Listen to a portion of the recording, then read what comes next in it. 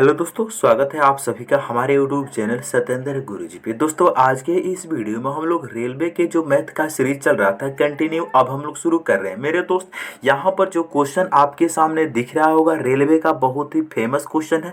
आप इस वीडियो में इस तरह के क्वेश्चन आप जरूर देखेंगे। आपके सामने है ग्रुप डी 2018 में इन सवाल को पूछा गया था। ठीक है, ऐसा ही प्रश्न पढ़ने के लिए हमारे वीडियो को शेयर अपने दोस्तों के पास जरूर करें। तो चलिए शुरू करते हैं सवाल नंबर 1 से। चलिए भाई देखते हैं हम लोग क्वेश्चन नंबर 1। ध्यान से देखेंगे। क्वेश्चन 1 कह रहा है तीन संख्याओं का अनुपात 1 2 3 है। यदि उनका महत्तम समापवर्तक यानी कि HCF 8 है तो उनका लघुत्तम समापवर्तक यानी कि LCM ज्ञात कीजिए। मेरे दोस्त मेरे भाई बहुत ही प्यारा सा क्वेश्चन है। आप इस क्वेश्चन को कैसे सॉल्व करेंगे ध्यान से देखेंगे। HCF का मतलब क्या होता है भाई? जो सभी में कॉमन हो। जैसे अगर इन सभी में यानी कि तीन यहाँ पे संख्या अनुपात में दी गई है 1 2 3, इनका HCF को अगर हम H मान लेते हैं तो इनका LCM क्या होगा भाई? इनका LCM जो होगा, इनका जो LCM होगा दोस्त वो जानते हैं क्या होगा? HCF जानते हैं? HCF इंटू ये भी तीनों नंबर है उसको गुना कर देंगे, 1 गुना 2 गुना कर देंगे भाई 3। बातें को समझिएगा। इस वैरायटी से हम इसको लिखेंगे। HCF का मतलब H हमने मान लिया तो LCM जो होगा HCF गुना संख्या 1 गुना संख्या 2 गुना संख्या 3, यानी इन तीनों को हम आपस में गुना कर देंगे। ठीक है, हमारे क्वेश्चन में क्या दिया है, क्या पूछा है, ध्यान से देखेंगे। हमारे क्वेश्चन में दिया है HCF 8 है। ठीक है, HCF कितना है भाई? 8 है और यहाँ पर नंबर 1 है, यहाँ पर 2, यहाँ पर 3, इनको हम गुना करेंगे आपस में। ठीक है, कितना हो जाएगा? गुना जब कर देंगे तो 8 एकम 8 और 8 एकम 8, 8 दूनी 16, 16 के कितना हो जाएगा? 48। इस सवाल का सही जवाब 48 होगा। ऑप्शन नंबर डी इसका ठीक आंसर होगा। ठीक है भाई, यानी कि बेसिक तरीका से भी इसको हम बता सकते हैं। ये तो हो गया आपका स्टैंडर्ड मेथड। बिल्कुल बेसिक तरीका से सीखेंगे कैसे करना है। बेसिक तरीका यहाँ पर हम लोग सीखेंगे भाई। देखो ध्यान से, बेसिक तरीका से कैसे सॉल्व किया जाएगा, यानी कि अगर यहाँ पर अनुपात में जब कोई चीज़ होती है उसको अनुपात से जब हम बाहर लिखते हैं तो उसमें एक कांस्टेंट नंबर से गुना हो जाता है। तो एक को हम x लिख सकते हैं, इसको हम 2x लिख सकते हैं और इसको हम 3x लिख सकते हैं। ठीक है, यहाँ से दोस्त हम LCM निकालेंगे बिल्कुल बेसिक मेथड से। तो यहाँ से x कॉमन है तो यानी कि 1 होगा, यहाँ पर हो जाएगा 2, यहाँ पर हो जाएगा 3। यहाँ से LCM क्या हो जाएगा भाई? LCM हो जाएगा, इन सभी को आपस में गुना करते हैं हम, x गुना 1 गुना 2 गुना 3 यही करते हैं। यानी कि यहाँ पर x का वैल्यू कितना है भाई? 8 है और यहाँ पर 1 है, यहाँ पर 2 है, यहाँ पर 3 है। इन सभी को गुना करेंगे तो 8 दूनी 16 या 48 हो जाएगा। यही तो हम दोस्त इतना ही स्टेप में किए थे, यही तो डायरेक्ट लिखे थे। लेकिन इस डायरेक्ट आया कहाँ से, आपको समझ में आ गया? तो ऑप्शन डी इस सवाल का ठीक आंसर होगा। ठीक है भाई, चलो अब हम लोग बढ़ेंगे अगला सवाल की तरफ। नेक्स्ट सवाल आप लोगों के सामने ग्रुप डी 2018 में इन सवाल को पूछा गया था। देखो बिल्कुल ये हमारा फ्रैक्शन, अगर थोड़ा भी कैलकुलेशन जिस बच्चे को आता होगा आराम से कर लेगा। ठीक है, इस क्वेश्चन को हम दो तरीका से बताएंगे। पहला तरीका बताएंगे बिल्कुल बेसिक मेथड से, दूसरा तरीका बताएंगे हम मेरे दोस्त स्टैंडर्ड मेथड से। ठीक है, तो पहला तरीका आप इसको सॉल्व करेंगे तो 8 त्रिकी 24, 5 29 अपान में हो जाएगा 8 प्लस, यहाँ देखेंगे इसको ऐसे लिख सकते हैं 29 अपान में हम 8 लिख देंगे प्लस यहाँ कितना है भाई? 6 बटा में कितना है? 16 है, माइनस यहाँ हो जाएगा 24 बटा में कितना हो जाएगा? 5 प्लस ये हो जाएगा कितना? 2 3 6 और 1 7 बटा में हो जाएगा। तो ठीक है, इन सभी का एलसीएम लेंगे कितना होगा? यानी 8 16 24 2 का एलसीएम होगा भाई 48। ठीक है, अब देखो 48 जब आपने एलसीएम निकाल लिया तो यानी कि 8 जब इसको डिवाइड करेंगे तो 6 बार में जाएगा, 8 छक 48, 29 को गुना करेंगे 6 से कितना हो जाएगा? 29 गुना 6 करेंगे कितना हो जाएगा? 9 छक 54 के 4 हासिल 5, 6 दूनी 12 5 17, 174 हो जाएगा। बात को समझ रहे हैं? 174 हो जाएगा। ठीक है, यानी 174 प्लस 16 या 48, 3 या 3 छक 18 हो जाएगा, माइनस 24 दूनी 48, 5 दूनी 10 हो जाएगा, प्लस 2 से 48 जाएगा 24, 24 गुना 7 करेंगे कितना होगा? 24 गुना हम 7 करेंगे, 7 चौका 28 के 8 होगा, हासिल कितना? 2 होगा, 7 दूनी 14 2 16, 168 होगा। ठीक है भाई, यानी कितना हो जाएगा? 168 हो जाएगा। ठीक है। अब हम देखेंगे यानी बाटा में यहाँ पे 48 को रहने देंगे, यहाँ देखेंगे इसको हम ऐड करेंगे सभी को, ठीक है। सभी को जब हम प्लस वाले को ऐड करेंगे माइनस हम घटा लेंगे, ठीक है। ऐड करके देखते हैं कितना होगा, यानी कि 4 और 8 हो जाएगा 12, 4 4 और 8 12, 12 12 8 20, 20 के जीरो हासिल कितना होगा भाई 2 होगा, यानी कि 7 और 1 8, 8 और 6 14, 14 और 2 हासिल 16 के 6 होगा, हासिल कितना बचेगा भाई 1 बचेगा। यहाँ पर 1 है, 1 है और यहाँ पर 1 है, 2 एगो हासिल हो जाएगा 3, 360 हो जाएगा। इसमें से हम 10 घटा लेंगे, कितना बचेगा भाई 350 और बटा बचेगा 48, यही बचेगा। अब तो 3 से कटेगा नहीं, लेकिन 2 से तो कट सकता है। ये जाएगा 24 बार में, ये जाएगा 2 एकम 2, 2 सत्ते 14, 2 पचे 10, यानी 175 आ बटा में 24 बचेगा, ठीक है। 175 बटा में 24 बचेगा। ऑप्शन सी इस क्वेश्चन का ठीक आंसर होगा, ठीक है। ये हो गया हमारा बिल्कुल बेसिक मेथड से।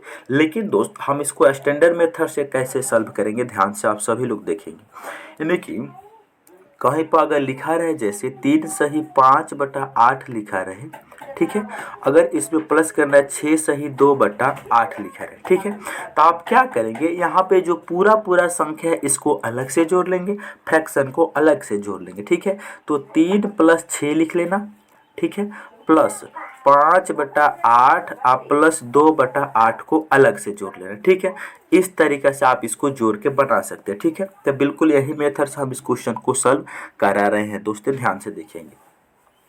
इसको हम लिख सकते हैं, क्या लिख सकते हैं, इसको हम लिख सकते हैं आराम से दोस्त 3 प्लस, देखो 3 हम अलग लिख लेंगे और यहाँ पर भी 3 है, 3 + 3 अलग से हम लिख लेंगे, प्लस यहाँ देखो अब यहाँ पर बच जाएगा 5/8 बच जाएगा, यहाँ पर प्लस 6/16 बच जाएगा, यहाँ पर माइनस में 5/24, ये ठीक है।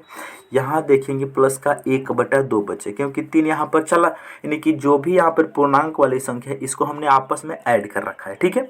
अब देखो इतना कर लेने के बाद इसको हम फ्रैक्शन के रूप में सॉल्व करेंगे, तो ये कितना हो जाएगा 3 और 3 6 हो जाएगा, प्लस यहाँ देखो भाई इनका एलसीएम फिर से 48 ही आएगा, 8 छक 48, 6 पचे 30, 16 तिया 48, 6 त्रिके 18, 24 दूनी 48, 5 दूनी 10, 2 से ई 24 बार में जाएगा, ठीक है। किसी भाई को यहाँ तक कोनो दिक्कत नहीं।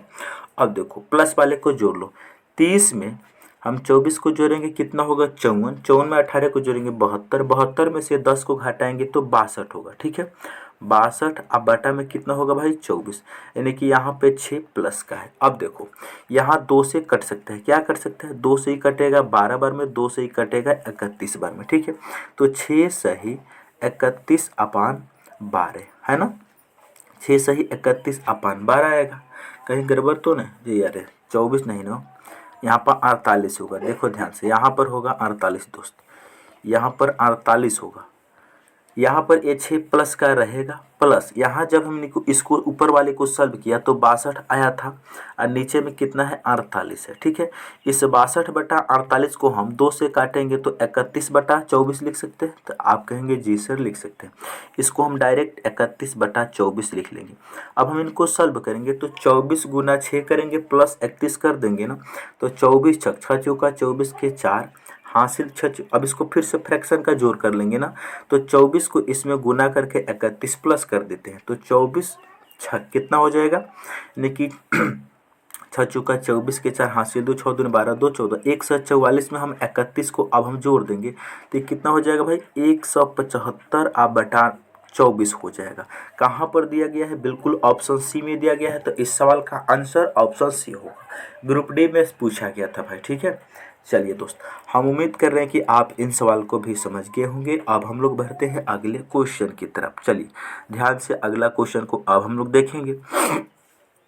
अगला सवाल नंबर 3 कह रहा है ए किसी कार्य को 24 दिन में पूरा कर सकता है और बी उसी कार्य के 2/5 भाग को 12 दिन में पूरा कर सकता है। दोनों एक साथ मिलकर 6 दिन तक कार्य करते हैं, तो अभी कितना कार्य शेष बच जाएगा। मेरे दोस्त मेरे भाई क्वेश्चन आपको बता रहा है कि जो ए है ना दोस्त, वो किसी काम को करता है कितना दिन में, ए करता है 24 दिन में। अच्छा बी कितना दिन में करता है भाई, बी को तो मालूम नहीं है, लेकिन बी के बारे में एक बात बताया गया है कि 2/5 भाग को करता है 12 दिन में। बी जो है 2/5 भाग को 12 दिन में करता है, ये बात तो मालूम है। तो ये बताइए भाई, जब 2/5 भाग को 12 दिन में कर रहा है तो पूरा काम कितना दिन में करेगा, यानी 2/5 भाग कर रहा है 12 दिन में, तो एक यानी पूरा काम कितना दिन में करेगा 12, और जो 2/5 है बराबर के उस साइड में जाएगा तो पलट जाएगा, यानी कि 5/2 हो जाएगा। 2 से 12 कटेगा 6 बार में, 6×5 = 30, यानी कि कुल मिला के बी जो है 2/5 भाग करता है 12 दिन में, तो बी पूरा काम करेगा 30 दिन में। 6×5 = 30 होगा कि नहीं, तो यहाँ से हम डायरेक्ट लिख दे रहे हैं कि बी कर दे रहा है 30 दिन में। ठीक है भाई, अब देखो बी कर दे रहा है 30 दिन में। अब देखो टाइम एंड वर्क का लॉजिक से कल हमने वीडियो बनाए हैं, अगर आपको समझ में आया है तो अच्छी बात है, जाकर देख सकते हैं। ठीक है, अब हम क्या करेंगे, ए करता है 24 दिन में, बी करता है 30 दिन में, तो हमें सबसे पहले टोटल काम मालूम होना चाहिए कि कितना होगा। टोटल काम इन दोनों का एलसीएम लेंगे, इन दोनों का एलसीएम 24 और 30 का एलसीएम कितना होगा, 120 होगा। ठीक है, 24 से डिवाइड करेंगे तो 24×5 = 120, 5 आएगा। 30 से डिवाइड करेंगे 3×4 = 12, यानी कि 4 आएगा। इस हिसाब से ए एक दिन में 5 यूनिट काम करता है, बी एक दिन में 4 यूनिट काम करता है। ए एक दिन में 5 यूनिट काम करता है, बी एक दिन में 4 यूनिट काम करते हैं। ए प्लस बी दोनों मिलेंगे तो एक दिन में 5 और 4 9 यूनिट काम करेंगे, यानी कि ए प्लस बी दोनों मिलेंगे तो ए करता है 5 यूनिट, बी करता है 4 यूनिट, दोनों मिलेंगे तो एक दिन में 9 यूनिट काम होगा। टोटल काम है कितना, 120 है, 120 है। अच्छा, क्वेश्चन आपसे ये भी बात बता दिया है कि दोनों एक साथ मिलकर 6 दिन तक कार्य किए, तो ए प्लस बी एक दिन में 9 यूनिट काम करते हैं, तो 6 दिन काम किए होंगे, तो 6 × 9 हो जाएगा, यानी कि 54 काम उसने कर लिया। ठीक है, कैसे आया भाई, देखो ए प्लस बी एक दिन में 9 यूनिट काम करते हैं, तो 6 दिन में 6 × 9 हो जाएगा, 54 यूनिट उसने काम कर लिया। टोटल काम है कितना, टोटल काम है 120।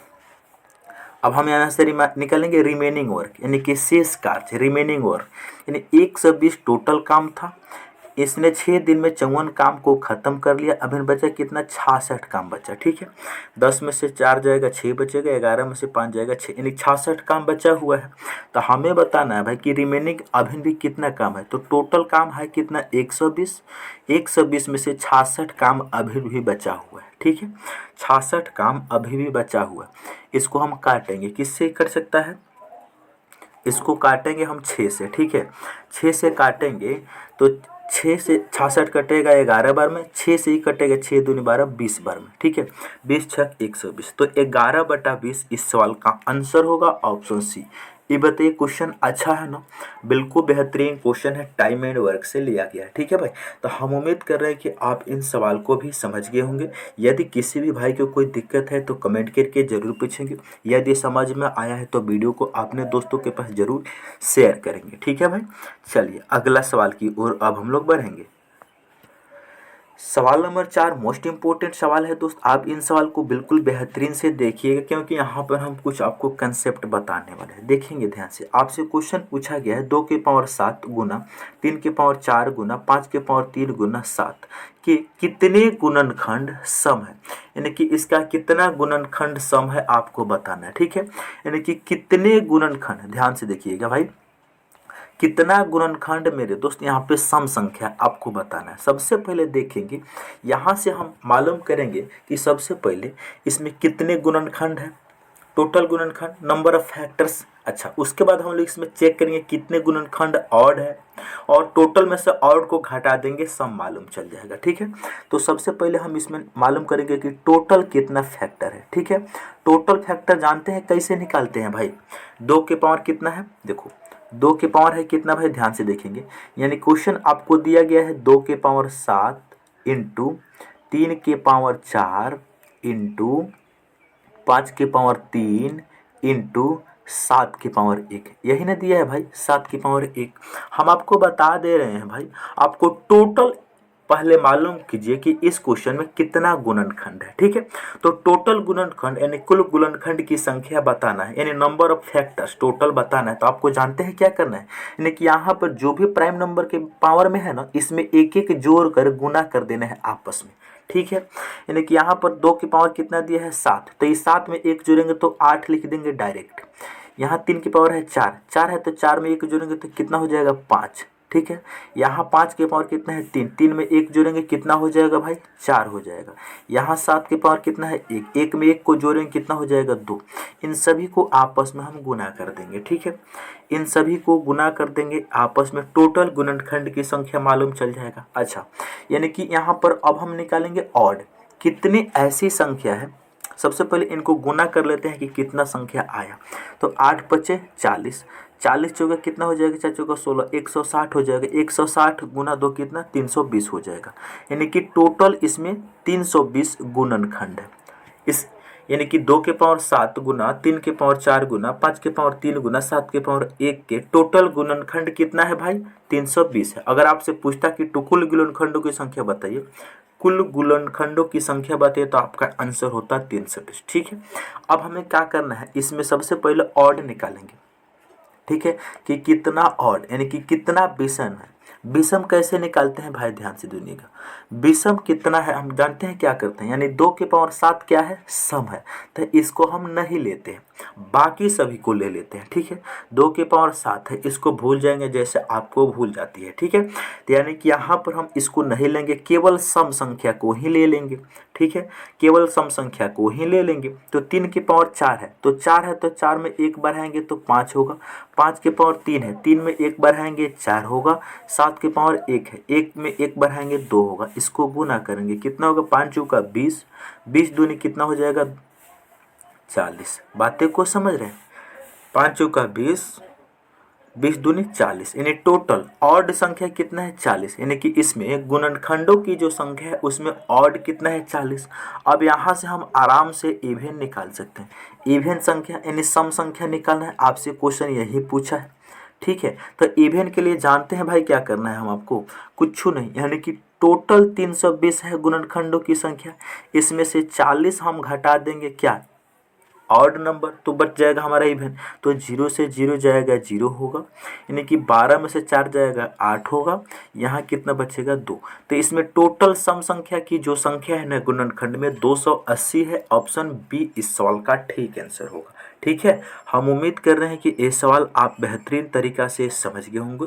बिल्कुल आसान सा सवाल था, लेकिन अगर आपको कंसेप्ट थोड़ा भी मालूम नहीं है तो आप इसका आंसर बिल्कुल सही नहीं दे सकते थे। यानी कि आपको जब भी सम पूछे आपको सबसे पहले टोटल निकालना है, उसके बाद ऑड निकालना है, तब जाके टोटल में से ऑड को घटा देंगे 280 आ जाएगा। ठीक है, तो इस वीडियो में आप इस क्वेश्चन में आपने 3 कंसेप्ट सीखा है। ठीक है, चलिए अगर आपको अच्छे से समझ में आया है भाई तो वीडियो को शेयर जरूर करेंगे। चलिए अगला सवाल, नेक्स्ट सवाल ध्यान से देखेंगे। सवाल नंबर 5 नंबर सवाल है, दिए गए गुणनखंड जैसे 3451 के पावर 51 गुना 531 के पावर 43 में इकाई का अंक ज्ञात करना है। बहुत ही बेहतरीन क्वेश्चन है। देखो सबसे पहले इस क्वेश्चन को भी हम 2 तरीक़ा से बताएंगे। बिल्कुल एक बेसिक मेथड होगा और दूसरा स्टैंडर्ड मेथड होगा। देखो बेसिक मेथड क्या है, इन दोनों में सबसे पहले हम देखेंगे यहाँ पर क्या है 3451, इसका होल पावर कितना दिया भाई 51 दिया है, इनटू यानी कि यहाँ पर कितना है 531 और इसका पावर कितना दिया है भाई 43 दिया है। ठीक है, तो इकाई अंक जब भी आपको निकालना है ना भाई तो आपको केवल इकाई अंकों से मतलब रखना होता है। ठीक है, इसको आप भूल जाएंगे, केवल इकाई अंक से मतलब रखेंगे। तो यहाँ पर इकाई अंक 1 बचा, इसका पावर करेंगे हम 51 इंटू यहाँ पर भी इकाई के स्थान पर 1 बचा, इसका पावर करेंगे हम लोग 43। ठीक है, अब देखो दोस्त यहाँ पर एक बात सीखने की है, 1 के पावर कितना है 51 है, 1 के पावर यहाँ पर कितना है 43 है। तो मेरे दोस्त मेरे भाई 1 के पावर कुछ भी कर लो, शाहरुख खान सलमान खान कुछ भी कर लो, 1 के पावर में कुछ भी कर लो, रिजल्ट एक ही आना है। यहाँ पर भी 1 आ जाएगा, 1 को 1 से गुना करेंगे 1 होगा। तो इन सभी को जब आपस में मल्टीप्लाई करेंगे तो भले उसका आंसर कुछ भी है, लेकिन उसका इकाई के स्थान पर ऑप्शन नंबर सी 1 आएगा। ठीक है, ये हो गया हमारा बिल्कुल बेसिक मेथड। लेकिन अब हम लोग चलेंगे बिल्कुल स्टैंडर्ड मेथड। ठीक है, मेथड नंबर 2 जानने से पहले एक कंसेप्ट आप जानेंगे। किसी भी संख्या में कहीं भी कोई संख्या लिखा रहे, उसकी इकाई के स्थान या तो 0 हो, 0 1 5 6, 0 1 5 6, ये चारों अंक में से कोई भी संख्या कहीं पर भी कुछ भी लिखा हो तो वह संख्या का यूनिट डिजिट हमेशा सेम ही रहता है। ठीक है, 0 1 5 6, इसका कोई भी लास्ट में अगर ये मिल जाए, कोई भी संख्या में लास्ट में अगर ये चारों में से कोई भी आपको मिल जाए तो उसका इकाई के स्थान पर जो लिखा रहेगा वही मिलेगा। ठीक है, तो यहाँ पर देखेंगे, यहाँ पर क्या है 3451 में इकाई के स्थान पर 1 है तो 1 का 1 ही मिलेगा, इंटू यहाँ पर इकाई के स्थान पर 1 है तो यहाँ से भी 1 ही मिलेगा, 1 गुना 1 करेंगे 1 होगा। तो आपका आंसर बिल्कुल ऑप्शन सी होगा। ठीक है भाई, हम उम्मीद कर रहे हैं कि आप इन सवाल को समझ गए होंगे, जो बताने का हमने प्रयास किया था आपने उसको समझ लिया होगा। ठीक है भाई, चलिए अब हम लोग बढ़ेंगे सवाल नंबर 6 की तरफ। सवाल नंबर 6 कह रहा है रोहन को ए से बी तक की दूरी तय करनी थी। रोहन को ए से बी तक की दूरी तय करनी थी।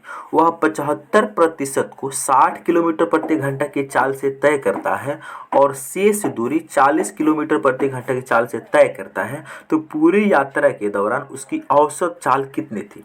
औसत चाल क्या होता है, एवरेज स्पीड जो होता है वो टोटल दूरी अपान टोटल समय होता है। ठीक है, तो यानी कि ए से बी तक जो भी दूरी है ना, उस दूरी का देखो यहाँ पर मान लो ए है और यहाँ पर मान लो बी है भाई। ठीक है, यानी कि यहाँ पर ए है यहाँ पर बी है, इसके बीच की दूरी देखो जब 75% दिया है, 75% टोटल दूरी का 60 किलोमीटर के स्पीड से गया। जब प्रतिशत में दिया है तो आप इन दूरी को 100 किलोमीटर मानेंगे।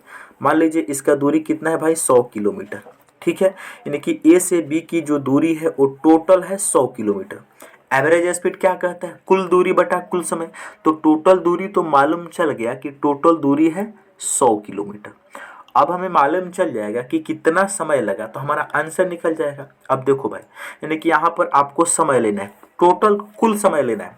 देखो क्वेश्चन बोला है वह 75% दूरी को 60 किलोमीटर प्रति घंटा की स्पीड से चला है। तो टोटल दूरी जब 100 किलोमीटर था तो इसका 75% 75 होगा।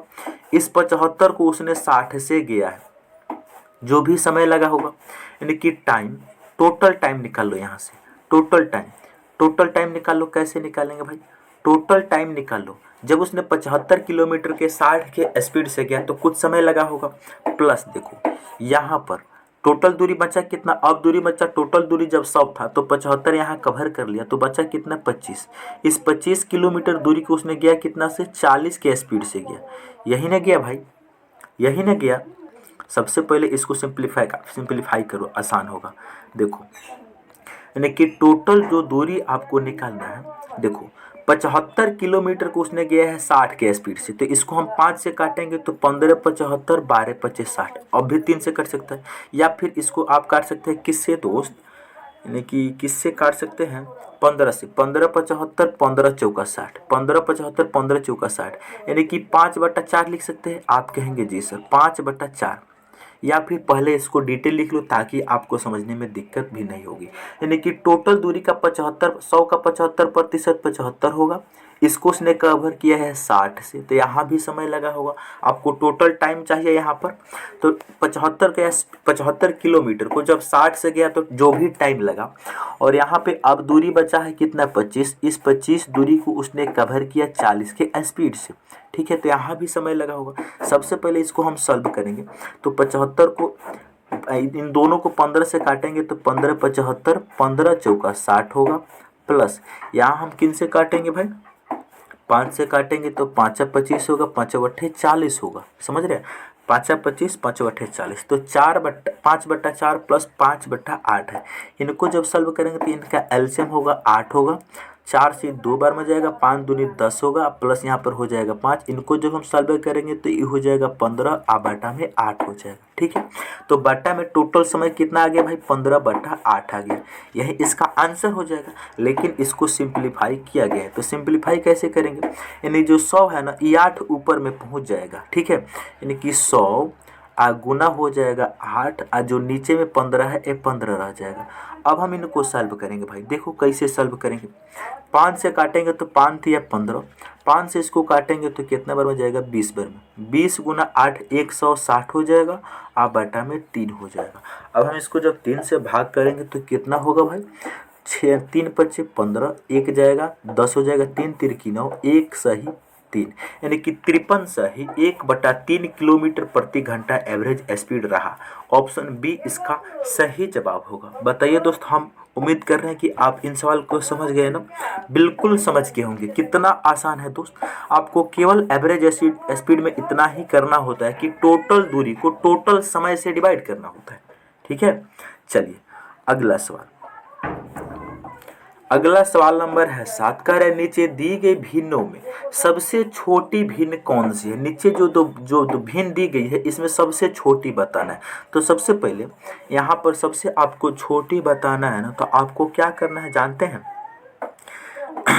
आपको करना क्या है दोस्त, देखो, यानी कि आप दो का कंपेयर करेंगे, वो भी क्रॉस मेथड से। ठीक है, क्रॉस मेथड से दो का कंपेयर करेंगे। ठीक है भाई, चलो ध्यान से, यानी कि दो का कंपेयर करेंगे। जो बड़ा आएगा उसे भूल जाएंगे, क्योंकि हमें सबसे छोटी चाहिए। ठीक है, तो सबसे पहले 4 बटा में लिखा है 9, 4 बटा में लिखा है 9, यहाँ पर है 5 बटा में 4। इनमें मालूम करो कि कौन छोटा है और कौन बड़ा है। क्रॉस मेथड ये कहता है भाई कि इसको गुना करो इसमें और इसको गुना करो इसमें, जो वैल्यू बड़ी आएगी वो बड़ी होगी, जो छोटी आएगी छोटी आएगी। 4 से 4 में गुना करेंगे 16 आएगा, 9 से 5 में गुना करेंगे 45 आएगा। 16 छोटा है, 45 बड़ा है। इसका मतलब 5/4 4/9 से बड़ा है। हमें चाहिए सबसे छोटी, तो हम 12 वाला को कंसीडर काहे करेंगे। इसका मतलब 16 आ गया छोटा, तो इसका मतलब 4/9 छोटा हो गया। तो अब हम 5/4 को भूल जाएंगे और 4/9 को कंपेयर करेंगे अगले नंबर से। तो ये 4/9 को और 3/8 को अब हम कंपेयर करेंगे। 4/9 तो छोटा है 5/4 से। अब इसको चेक करेंगे कि 3/8 में कौन छोटा है और कौन बड़ा है। सेम प्रोसेस, क्रॉस गुना इनको भी करेंगे हम। कितना हो जाएगा भाई, यानी कि 8 चौका हो जाएगा 32 और 9 तिरकी हो जाएगा 27। मेरे दोस्त 32 12 आ गया। इसका मतलब है कि 4/9 3/8 से बड़ा है। तो हमें सबसे छोटी चाहिए, तो हम 3/8 को लेंगे, 4/9 को भी भूल जाएंगे।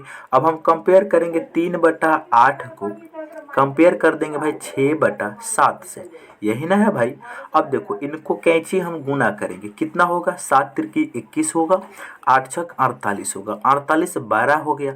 इसका मतलब 3/8 से 12 है 6/7। हमें सबसे छोटा चाहिए, तो कुल मिला के जितना भी हमने कंपेयर किया सभी जगह हमें 3/8 सबसे छोटा मिला। तो इसका आंसर हो जाएगा 3/8। ठीक है, मेथड नंबर 1 हो गया। मेथड नंबर 2 ये कहता है भाई, मेथड नंबर 2 आप क्या करेंगे, बारिश बारी 4/9 को डिवाइड करेंगे, दशमलव में जो भी वैल्यू आएगा 5/4 को डिवाइड करेंगे, करते करते करते करते दशमलव से कंपेयर करेंगे। वो बिल्कुल बेसिक मेथड होगा, उसमें टाइम थोड़ा ज़्यादा लगता है। ठीक है, इसीलिए आप इस तरीका से करेंगे। कोई भी ट्रिक, यानी कि ये जो कंसेप्ट है ना, कहीं भी लगा सकते हैं, प्रॉपर फ्रैक्शन हो या इम्प्रॉपर फ्रैक्शन हो। ठीक है भाई, अगर आपको फ्रैक्शन भी पढ़ना है तो हमारे यूट्यूब पे जाइए, हमारे चैनल को सर्च कीजिए सत्येंद्र गुरुजी फ्रैक्शन, आपके सामने बिल्कुल वीडियो आ जाएगा, आप उसको देख सकते हैं। ठीक है भाई, चलिए अगला सवाल। अगला सवाल 8 नंबर सवाल है और मोस्ट सवाल है मेरे दोस्त, मोस्ट इंपॉर्टेंट क्वेश्चन है, बहुत ही इंपॉर्टेंट, रेलवे का एक फेमस क्वेश्चन है। आप बिल्कुल भी जातीय मान स्थानीय मान कुछ भी पूछे, वो जो रेलवे में खूब पूछता है ऐसा सवाल। आपसे सवाल क्या कह रहे हैं, 6/8 में 5 और 6/25 में 4 के स्थानीय मान का योग बताना है। ठीक है, सबसे पहले आपको चेक करना है कि 6/8 में 5 का स्थानीय मान कितना होगा और 6/25 में 4 का स्थानीय मान क्या होगा। तो इसको चेक करने के लिए हम आपको बता दे रहे हैं दोस्त, 6/8 का मतलब ये होगा कि 6 को 8 से डिवाइड करेंगे, जो भी दशमलव में आएगा उसको अब हम कंपेयर करेंगे। अच्छा, 6/25 में 4 का हमें निकालना है। तो सबसे पहले क्या करेंगे, 6/8 को, ठीक है ना भाई, अब हम डिवाइड करेंगे कि कैसे होगा, ध्यान से देखेंगे। ये सबसे पहले दोस्त यहाँ पर आप सभी को ध्यान से देखेंगे, 6/8 में क्या करना है, 5 का स्थानीय मान बताना है। तो यानी कि 6/8 को हम सबसे पहले दशमलव में लिखेंगे कितना होगा, ठीक है। 6 को जब हम भाग करेंगे 8 से तो 0 दशमलव, तो ये 0 आ जाएगा। जब दशमलव लगाएंगे तो एक 0 आ जाएगा। 8 सत्य हो जाएगा, कितना हो जाएगा 56। यहाँ से बचेगा, ये कट जाएगा, 4 बचेगा, एगो 0 बैठाएंगे, 8 बचे, हो जाएगा कितना भाई 40। यानी कि जब हमने 6 को 8 से डिवाइड किया तो 0.75 मिला। कितना मिला भाई, 0.75 मिला। इसको सॉल्व करने का तरीका बस यही है, जब हम 6/8 को डिवाइड करेंगे तो 7.5 आएगा, यानी कि 0.75। मेरे दोस्त NTPC ग्रुप डी में सवाल को पूछा गया था, आप बिल्कुल भी स्किप ना कीजिएगा, बहुत ही इंपॉर्टेंट सवाल है। जब आप 6/8 को डिवाइड करेंगे तो इतना आप लिख सकते हैं, यहाँ पर तो कोई दिक्कत नहीं है। अब उसी प्रकार दोस्त, उसी प्रकार यहाँ पर क्या है, 6/25, 6/25। तो यहाँ पर आप इनको डिवाइड करेंगे। जब हम 6 को डिवाइड करेंगे 25 से तो कितना होगा करके देखते हैं। यानी कि यहाँ पर 0 लगाएंगे दशमलव तो 60 हो जाएगा। 25 दूनी कितना हो जाएगा, 50 हो जाएगा। 0 बचेगा, यहाँ पर 1 बचेगा, एगो 0 बैठाएंगे, 100 हो जाएगा। 25 चौका 100, यानी कि 100 से 100 कट जाएगा, यानी कि 0.24 हो जाएगा, ठीक है। 0.24 हो जाएगा। जब हम 6/25 को डिवाइड करेंगे तो 0.24 हो जाएगा। यहाँ तक किसी भाई की कोई दिक्कत नहीं होनी चाहिए। जब हमने 6/8 को डिवाइड किया तो 0.05 आया, और 6/25 को डिवाइड किया तो हमने आया कितना, 0.24। क्वेश्चन में डायरेक्ट इतना भी दे सकता था लेकिन इतना नहीं दिया, ठीक है। अब हमारा क्वेश्चन बिल्कुल आसान हो गया, ठीक है। यानी कि 6/8 है जो भी है उसका वैल्यू कितना आया, 0.75 आया। और 6/25 को जब आप डिवाइड किए तो 0.24 आया। इसमें बताना है तो 6/8 में 5 का स्थानीय मान और 6/25 में 4 का स्थानीय मानों का योग बताना है। देखो यहाँ पर कितना है, 0.75 है, तो 5 का स्थानीय मान निकालना है ना, यानी 5 का स्थानीय मान निकालना है। तो आपको जानते हैं क्या करना है भाई, यानी कि 5 लिख लेना। अच्छा 5 कितने दशमलव के बाद कितने स्थान है, 5, जो 5 है दशमलव के बाद कै गो अंक है भाई। देखो 5 जो है दशमलव के बाद दूसरे स्थान पे है, 1 2 दूसरे स्थान पे है कि नहीं। या फिर आप इसको ऐसे भी कह सकते हैं भाई, 5 को लिखेंगे, 5 जो है दशमलव के दूसरे स्थान पर 1 और 1 2, तो यहाँ पर 1 लिखेंगे, यानी कि 1 लिख देंगे। और देखो दूसरे स्थान पे है तो 2 को 0 बैठा देंगे, तो 5 का स्थानीय मान हो जाएगा 5/100। 4 का स्थानीय मान आपसे पूछा जाए तो 4 को लिख लेंगे। यहाँ देखेंगे, यहाँ पर देखेंगे 4 जो है दशमलव के बाद 2 गो स्थान है, तो यहाँ पर 1 लिखेंगे और 2 को 0 लगा देंगे। 4 का स्थानीय मान 4/100, 5 का स्थानीय मान 5/100 हो जाएगा, ठीक है। अब इन दोनों का हमें सम बताना है, ठीक है। यानी कि 5 का स्थानीय मान आपने तो सीख गया भाई, 5 का स्थानीय मान 5/100 हो जाएगा, और 4 का स्थानीय मान 4/100 हो जाएगा। कैसे हुआ है आप सीख चुके हैं। अब इनको प्लस कर देंगे। अगर आपको इसके बारे में प्लेस वैल्यू और फेस वैल्यू, स्थानीय मान और जातीय मान के बारे में डिटेल से पढ़ना है, यूट्यूब पे जाइए, सर्च कीजिए नंबर सिस्टम सत्येंद्र गुरुजी, आपके सामने आ जाएगा। या फिर आप सर्च करेंगे place value face value Satyendra Guruji, तो भी वीडियो आ जाएगा। आप वहां से बिल्कुल डिटेल तरीका से भी सीख सकते हैं। इन दोनों का हम जोड़ेंगे तो एलसीएम 100 ही हो जाएगा। ऊपर में जो भी वैल्यू है उसी को जोड़ देंगे तो कितना हो जाएगा, 9/बटा में हो जाएगा 100। 9/100 ऑप्शन सी इस क्वेश्चन का सही आंसर होगा। बिल्कुल रेलवे में ऐसा सवाल बहुत पूछा जाता है, ठीक है भाई। चलिए अब हम लोग बढ़ेंगे अगले सवाल की तरफ। अगला क्वेश्चन 9 नंबर कह रहा है, आनंद ने 3,75,000 में एक कार खरीदी और उसे 15% की हानि पर बेच दिया, तो कार का विक्रय मूल्य बताइए। देखो उसने खरीदी, यानी कि सीपी कितना है भाई, सीपी कितना है, 3,75,000 रुपया है।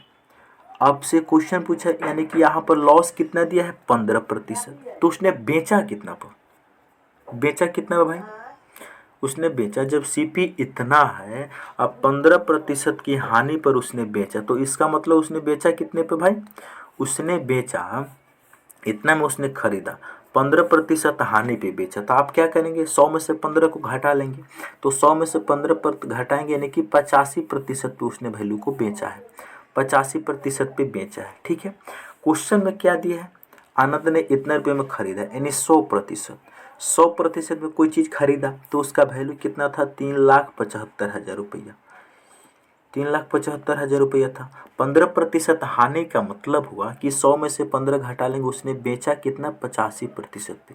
वही पूछा है कि 85% का वैल्यू बताइए यानी विक्रय मूल्य बताइए, यानी कि 3,75,000 वैल्यू है, ये 100 का वैल्यू है, तो 100 से डिवाइड करेंगे और 85 का हमें निकालना है तो 85 से मल्टीप्लाई कर देंगे।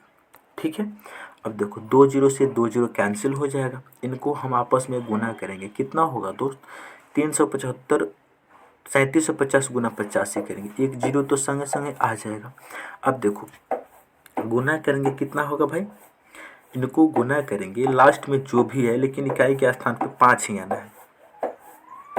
गुना कर दो दोस्त, अच्छा होगा, गुना कर दो, या फिर इसको कैलकुलेशन आसान कर लेके दूसरे तरीके से भी आप काट सकते हैं। यहाँ पर 85 है ना, लेकिन आपको क्वेश्चन में क्या दिया है, क्या पूछा है, देखो क्रय मूल्य हमेशा 100% होता है, तो 3,75,000 जो वैल्यू है वो 100% का वैल्यू क्वेश्चन में दिया गया है, और 15% हानि का मतलब हुआ कि उसने उसको बेचा है कितना 85% पे, तो हमें 85% का वैल्यू निकालना है, तो 3,75,000 को 100 से डिवाइड करेंगे और 85 से मल्टीप्लाई कर देंगे, तो मालूम चल जाएगा कितना उस वस्तु को बेचा।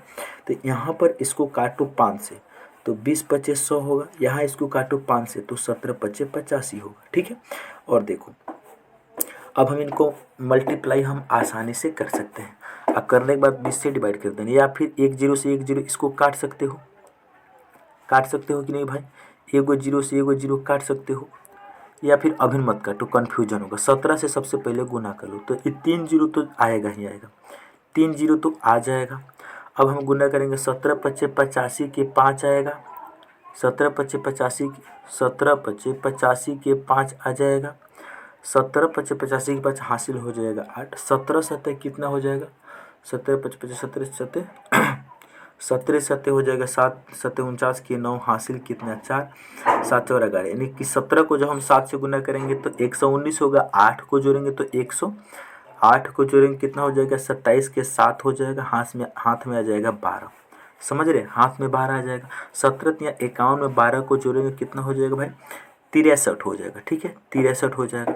अब हमें इसको डिवाइड कर देना है किससे भाई, 20 से डिवाइड कर देना है, 20 से, बात को समझिएगा, 20 से डिवाइड करेंगे तो 1 जीरो से 1 जीरो तो ऐसे ही कट जाएगा। 2 से अब इसको भाग करेंगे तो 2 3 6, 2 एकम 2, यहाँ जाएगा 3, 2 2 एकम 2, यहाँ से हो जाएगा 17, 2 8 16, ठीक है, 2 8 16, यहाँ से फिर 1 जाएगा 15, 2 7 14, यहाँ जाएगा 2 5 10 1 जीरो, यानी कि 3,18,750 रुपये में उसको बेचा, यानी कि उसने बेचा कितना, ऑप्शन सी इसका राइट आंसर हो जाएगा। समझे है कि नहीं भाई, उम्मीद कर रहे हैं कि आप समझ लिए होंगे। चलो दोस्त अगला क्वेश्चन नंबर है 10, त्रिकोणमिति का सबसे आसान क्वेश्चन, लेकिन इस क्वेश्चन को एनटीपीसी में पूछा गया था भाई। ठीक है, हर बार आने की बिल्कुल भी आवश्यकता नहीं है, बिल्कुल बच्चों वाला क्वेश्चन है, क्लास 10th का जो बच्चा होगा वो भी इस सवाल को कर लेगा। बस आपको त्रिकोणमिति में 0 डिग्री से लेकर 90 डिग्री के सभी त्रिकोणमितीय अनुपात का वैल्यू मालूम होना चाहिए। ठीक है, सबसे पहले यहाँ पर देखेंगे क्वेश्चन क्या कह रहा है, क्या पूछा जा रहा है। क्वेश्चन कह रहा है sin 45 डिग्री का मान, sin 45 डिग्री का मान 1/√2 होता है इंटू सेक 45 का मान होता है √2 इंटू tan 45 डिग्री का मान कितना होता है 1 होता है, प्लस उसके बाद cos 60 डिग्री का मान कितना होता है 1/2 होता है, sin 30 डिग्री का मान होता है 1/2 होता है, sin 90 डिग्री का मान कितना होता है 1 होता है, -4 इंटू cos 60 डिग्री का मान कितना होता है 1/में होता है भाई 2।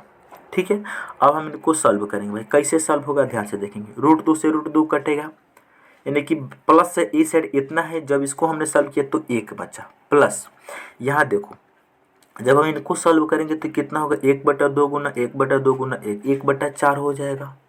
अच्छा, माइनस यहाँ देखो ये 2 से ये 2 से 4 कटेगा 2 बार में, इनको सॉल्व करेंगे तो 2 आएगा। अब हम देखो इनको फ्रैक्शन लेंगे, इनका फ्रैक्शन का वैल्यू से सॉल्व करेंगे तो एलसीएम 4 होगा, यहाँ पर हो जाएगा 4 प्लस 1 माइनस यहाँ से 1 है, 1 से 4 जाएगा, 4 दूनी 8 हो जाएगा। ठीक है, तो ये कितना हो जाएगा 4 और 1 5, 5 में से -8 आप 5, -3 आप बटा में 4, -3/4 ऑप्शन सी इसका सही जवाब होगा।